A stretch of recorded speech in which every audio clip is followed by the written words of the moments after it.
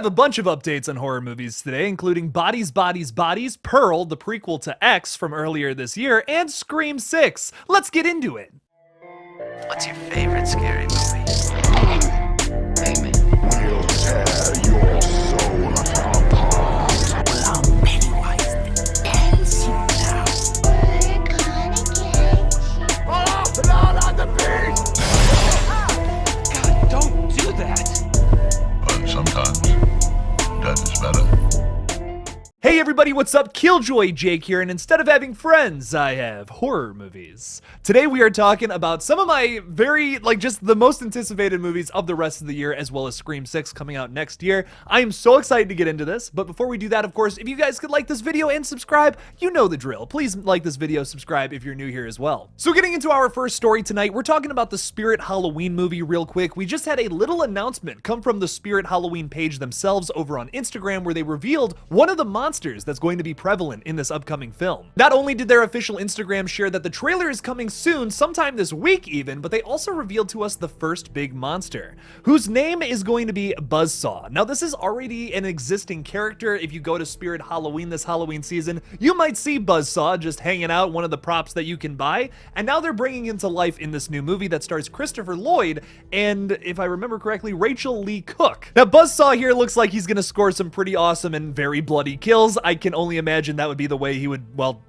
end somebody's life, and I can't wait to see it personally. I'm so excited. This David Pogue directed film is expected sometime in October of this year, so expect it real soon, with some very bloody, crazy kills and multiple killers. Now getting into an update on Bodies, Bodies, Bodies, a film that I am very excited for, and if you're a Scream fan, oh man, you should be looking out for this one as well. It's going to be a murder mystery style film coming from none other than A24, one of my all-time favorite production studios putting out horror movies nowadays. Now, kind of a weird update, but a new song just came out from Charlie XCX that has been featured in the trailer, and now you can listen to the whole thing over on Spotify, wherever, but some of the lyrics might indicate who the killer could be in this upcoming film. We have a very poignant line in the song that says, "You just want to be me." So could this be a motive for whoever the killer is going to be? Maybe one of the other girls is jealous of one of the other girls and, well, maybe wants to kill them. We did see that one character in the trailer kind of giving the eyes at Mia Bakalova's character, who is dating Amanda Stenberg's character. The other side of that is that maybe Amanda Stenberg's character is maybe a little jealous of Maria Bakalova's character and maybe wants to kill her for that reason. Maybe that's why she brought her out.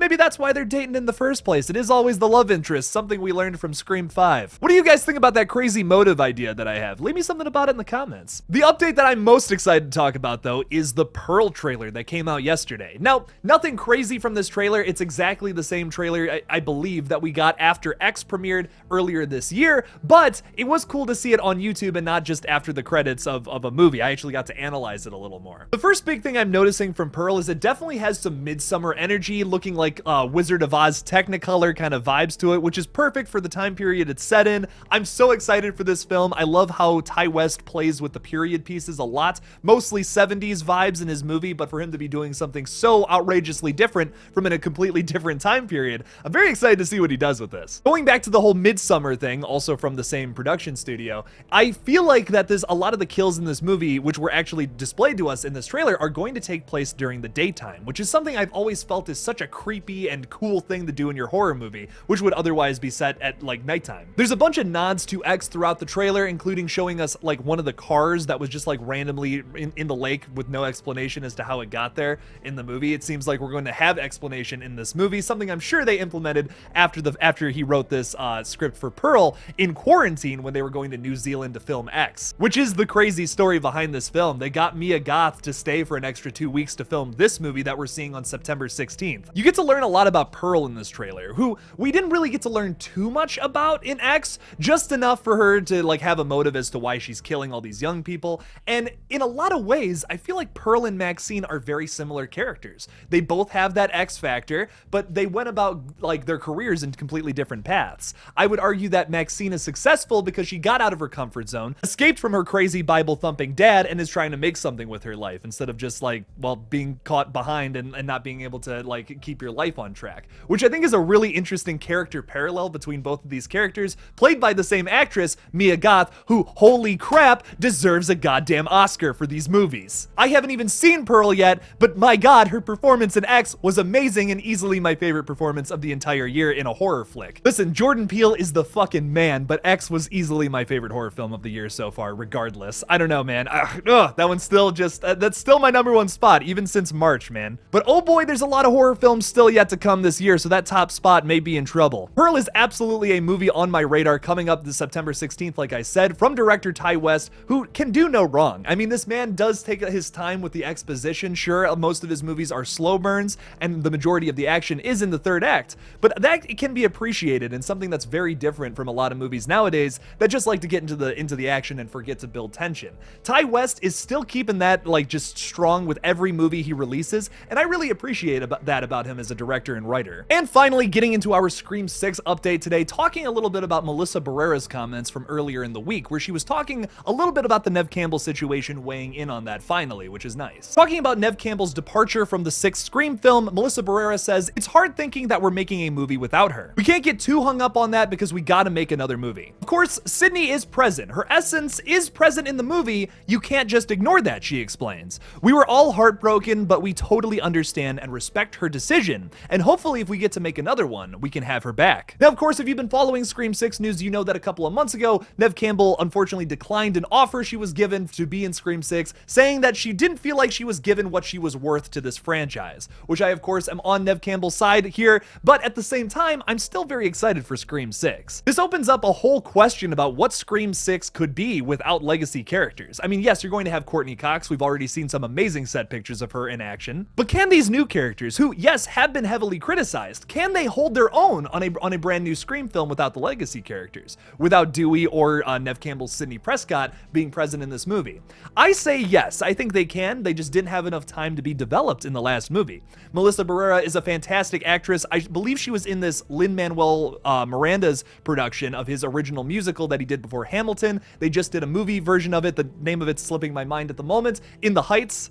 Wow. Melissa Barrera is a fantastic actress. She has been criticized for her performance in Scream 5, but I personally felt like it was spot on. I think if you're taking drugs to deal with your mental stability, this is definitely a more realistic portrayal of that. Are we all just gonna forget the scene at the hospital where she's like basically crying in Jenna Ortega's arms? That amazing dramatic scene, one of my favorite scenes throughout all of the Scream films, drama-wise. That was really well done. I can't believe her performance is being so criticized, honestly. And speaking of Jenna Ortega, holy shit, she kills it in every movie she's in. She was in X, amazing. She's gonna be in this movie. I'm sure she's also going to give a great performance. Jenna Ortega is easily becoming one of the best Scream queens of our generation, and I'm so excited to see what she does with this movie. Mason Gooding and Jasmine Savoy Brown are also fantastic leads, which I want to see shine a little more in this movie. They didn't have too much screen time in that last film, or too much screen time together. I would love to see what they do as a dynamic much more in this film, especially because they're twin brother and sister. So I want to see their relationship develop a little more in this movie. To develop the core four much more in this film, you have an opportunity to do that since Neve Campbell's not going to be in the flick. So as much as it sucks that the studio didn't pay Neve Campbell what she's worth, which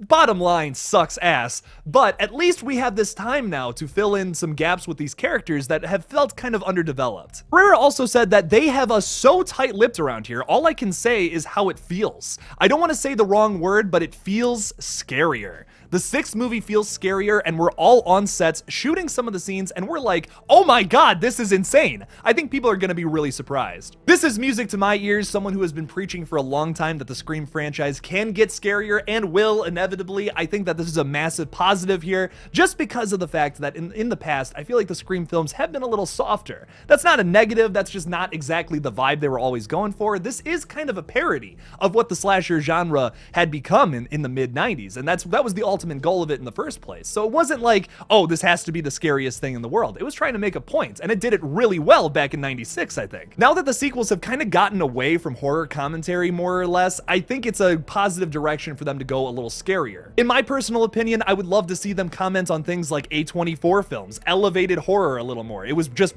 briefly mentioned in the last film, and they didn't really go into like just a commentary on it. The last movie was much more of a commentary on just fandom in general, and I would like to have that scope limited down to just like a horror movie viewpoint, like commenting on stuff just in the horror space, which there's so much to talk about. I'm shocked Scream 5 didn't cash in on that. I would love for Scream 6 to do that a little more, but it seems like the focus that they're going towards is just making a really scary slasher flick, which honestly, I'm down for. Ghostface is a super terrifying villain. I would love to see him get a little crazier and more experimental with some of his or her kills. His or her. That is a tough thing to say really quick. With the news of Samara Weaving and Tony Rivoli, I keep wanting to say Ravioli, but I know that's not his last name. That would just be silly and ridiculous. I'm very excited for this movie. We have an amazing cast, possibly one of my all-time favorite casts for a Scream movie. This should shape up to be a pretty damn good sequel. Do I still have my concerns about it? Yes, but I'm still very excited and I can't wait to see this thing on March 31st of next year, baby. What do you guys think about all these updates? Are you excited for Scream 6 or are you still kind of nervous? Leave me something about it below or anything else I talked about in this video. Thank you guys so much for watching this new video on all these horror updates. Don't forget to like this video, subscribe, do all of that mumbo jumbo. It would make me very happy. Become a channel member or Patreon supporter today just by clicking that join button on my page. It really helps this page grow and like just keeps it alive, man. I can keep doing this if you guys become channel members. I love every single one of you. I cannot wait to be doing this full time again sometime soon as we've wrapped the movie. We're like 99% done with Red Right Hand, a Scream fan film that comes out this December,